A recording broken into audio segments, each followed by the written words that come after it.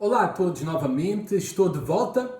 Estamos de volta juntos através deste meio para continuar a considerar então o tema da tecnologia, o uso da mesma, das redes sociais, da internet vimos na última sessão, no último vídeo, vimos sobre como devemos conduzir o nosso aconselhado em perguntas e considerações importantes, em advertências necessárias para o perigo de um coração viciado na tecnologia e de como isso pode se traduzir em comportamentos destrutivos para a sua mente, coração, alma e até corpo.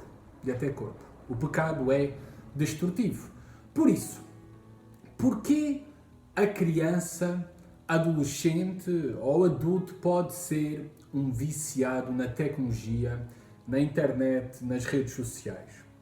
O problema não é um problema do foro psicológico, biológico, genético, como muitas vezes é afirmado até pelo próprio modelo médico, que trata os viciados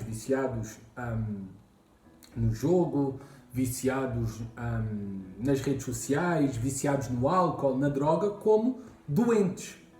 Então, tem uma doença a nível biológico, genético, que os faz ser propensos ao vício, tem uma doença mental, do foro psicológico. Então, por isso é que são pessoas viciadas nisto ou naquilo.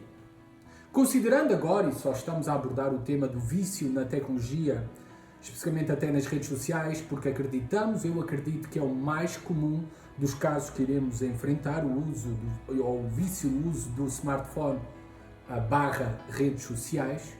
Nós devemos considerar que o problema não é nada do foro psicológico, biológico, genético, mas sim o problema é originalmente e essencialmente um problema do coração. É um problema de um coração que foi criado por Deus, como todos os corações dos homens e mulheres, para a adoração. O homem e a mulher foram criados para serem adoradores. A pergunta é, hoje em dia, não é se um homem é um adorador. Ele é. Todos os homens são adoradores. Por natureza, foram criados assim, com esse senso de adoração por algo ou por alguma coisa, por alguém. Mas a pergunta correta é o que é que eu adoro? O que é que o homem e a mulher adora? O que é que o meu aconselhado adora? Pois podes ter a certeza que o teu aconselhado, ele é essencialmente um adorador. E esse é o grande problema do vício, ou digamos do coração viciado na tecnologia, nas redes sociais ou em qualquer outra coisa.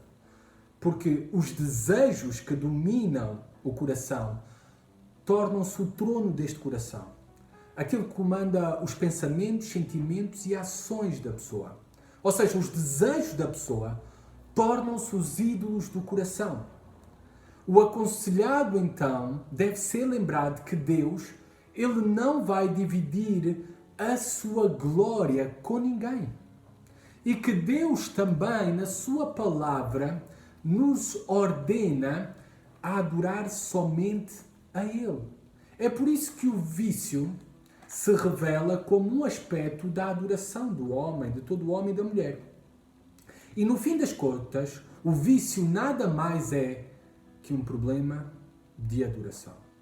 Pois nós fomos criados para adorar a Deus, mas os nossos desejos pecaminosos podem levar-nos a adorar e a idolatrar as coisas deste mundo, como por exemplo a tecnologia, o uso das redes sociais, onde aí vamos colher satisfação de popularidade, de atração sobre nós mesmos, atenção ao uso da tecnologia no consumo da internet, porque o nosso ídolo é o prazer sexual. A idolatria, toda ela, qual seja aquilo que seja o ídolo do coração, aquilo que está a dominar o seu coração, o coração do aconselhado, resulta em problemas. O pecado é destrutivo, a idolatria também é destrutiva da pessoa. Por exemplo, o vício, mesmo no uso da tecnologia, nas redes sociais, pode originar complicações médicas na pessoa. Pode originar, por exemplo, e eu creio que está muito associado, e vários especialistas até falam sobre isso, que nestas gerações mais novas há cada vez mais casos, transtornos depressivos, de ansiedade, de ataques de pânico.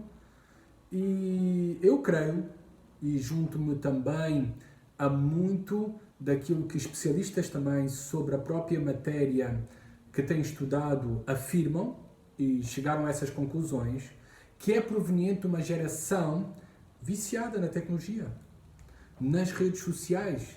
E isso tem produzido muito mais ansiedades, depressões, ataques de pânico, complicações médicas no corpo. Pois sabemos que, por exemplo, a ansiedade, ela provoca até complicações físicas. Não é? Acelera o coração, transpiramos, suamos das mãos, podemos chegar até a desmaiar em crises de ansiedade, problemas digestivos, intestinais e um monte de outras coisas mais. A idolatria também pode resultar em problemas financeiros, decorrentes dos gastos, não é? De consumo, talvez, de coisas através da aquisição de tecnologia, de produtos na internet, de jogos e por aí fora. Sem contar também com os problemas da dependência física e emocional que qualquer vício produz na pessoa.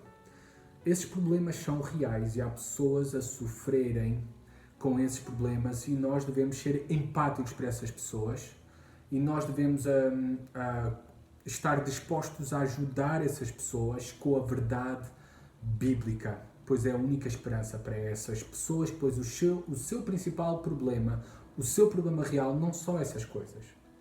Essa lista que eu acabei de citar, complicações médicas, problemas financeiros, dependência física, ansiedade e depressão, não é o problema real das pessoas, mas sim, o problema real encontra-se no coração escravizado.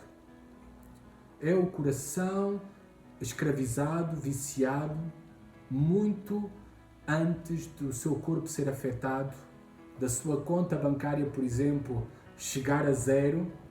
A pessoa viciada, em última e primeira análise até original, tem um problema na alma, no coração, e não um problema médico. Por isso, nós temos que tratá-lo com a suficiência das Escrituras. Então, vamos ver rapidamente, através da Palavra de Deus, como ajudar pessoas viciadas na tecnologia.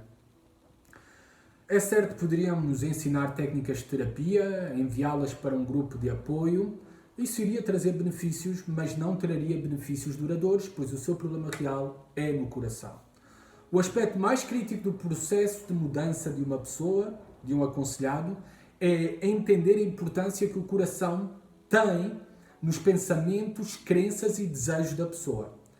Por isso nós devemos sempre conduzir, ensinar e aconselhar o aconselhado a focar a sua visão ou focar-se na visão que Deus tem a respeito do seu coração idólatra, egoísta, pecaminoso e passar a considerar o seu coração como enganoso e desesperadamente corrupto, como descreve a palavra de Deus, o nosso coração, o coração do homem, em Jeremias 17:9. O coração do homem é enganoso e desesperadamente corrupto mais do que qualquer outra coisa.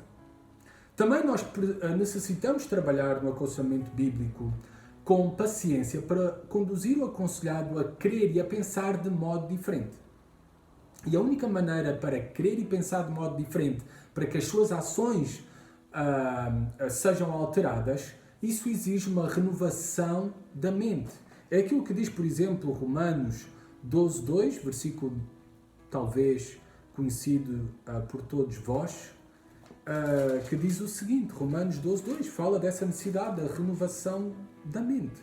E não vos conformeis com este século, mas transformai-vos pela renovação da vossa mente, da vossa capacidade de pensar, da vossa capacidade de sentir, para que assim experimenteis qual seja a boa, agradável e perfeita vontade de Deus. Nós necessitamos trabalhar com a mente, e trabalhar com a mente é trabalhar com o coração. Na Bíblia, a Bíblia olha para a mente e coração não como coisas separadas, mas holísticas, ou seja, juntas, são a mesma coisa. E nós, em essência, temos que conduzir à transformação da mente, à renovação da mente e do coração. E isso só é possível através da palavra suficiente de Deus.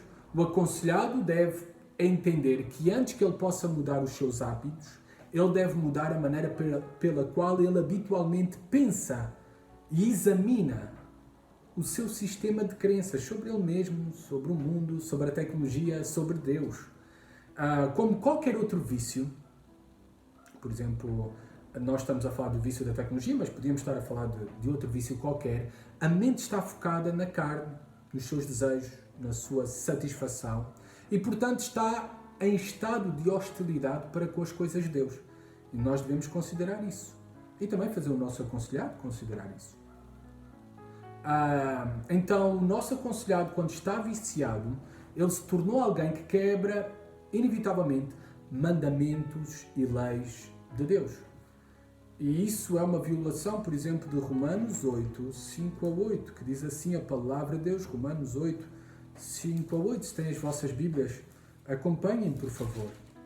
Diz assim: porque os que se inclinam para a carne cogitam das coisas da carne, mas os que se inclinam para o Espírito, das coisas do Espírito. Porque o pendor da carne dá para a morte, mas o do Espírito para a vida e paz.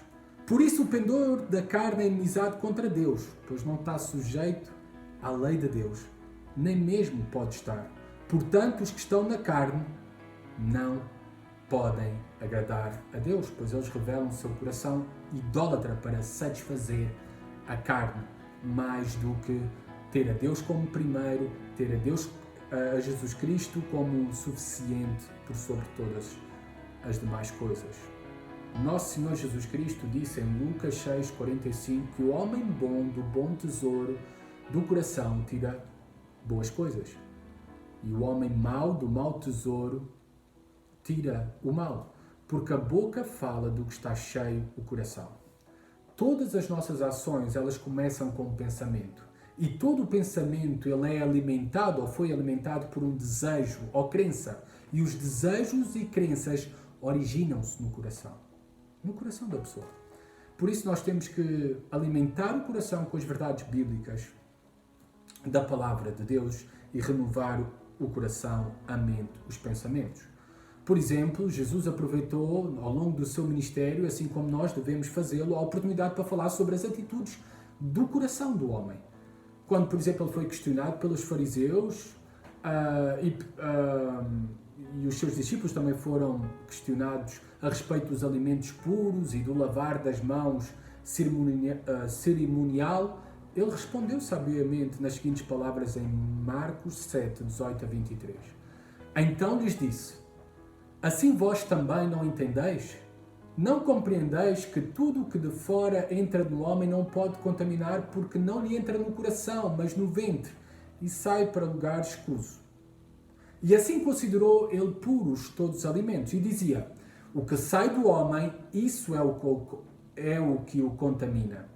Porque de dentro do coração dos homens é que procedem os maus desígnios, desejos, a prostituição, os furtos, os homicídios, os adultérios, a avareza, as malícias, o dolo, a lascívia, a inveja, a blasfémia, a soberba, a loucura. Ora, todos estes males vêm de dentro e contaminam o homem. O coração, por isso, precisa ser transformado, e só pode ser unicamente transformado o coração do aconselhado pelo Evangelho, para que mudanças efetivas aconteçam.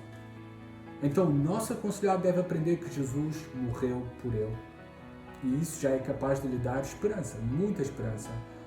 Olhar para o amor ousado e perseverante de Deus por ele.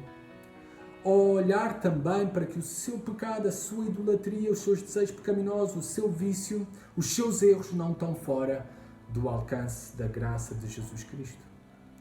E também, juntamente com o teu aconselhado, a teres a esperança de destruir os altares que foram erguidos no coração do teu aconselhado, remover os ídolos que eles têm adorado, e assim irá ocorrer uma transformação verdadeira.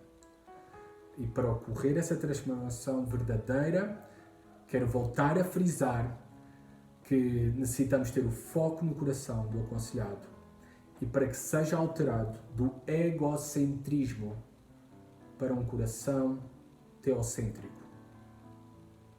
Um coração não voltado para os seus desejos, vontade, prazer, mas um coração voltado para Deus e a sua vontade, que, tal como lemos em Romanos 12:2, é agradável, é boa e perfeita. E assim, e só assim, quando tiver o seu coração teocêntrico aconselhado, ele irá apresentar o seu corpo, tudo aquilo que ele faz, o seu tempo, a energia, o uso do seu smartphone, da tecnologia, como sacrifício vivo, santo e agradável a Deus, como culto espiritual de adoração. Tal como diz Romanos 12:1, vou ler para vocês. Rogo-vos, pois, irmãos, pelas misericórdias de Deus, que apresenteis o vosso coração por sacrifício vivo, santo e agradável a Deus, que é o vosso culto racional. E assim, os nossos aconselhados, colocarem os seus desejos idólatras em submissão a Deus, ao seu Espírito, à sua vontade, para que resulte em bem-aventurança, em bons frutos de novas ações, para a glória de Deus e para o bem de muitos. Que Deus vos abençoe.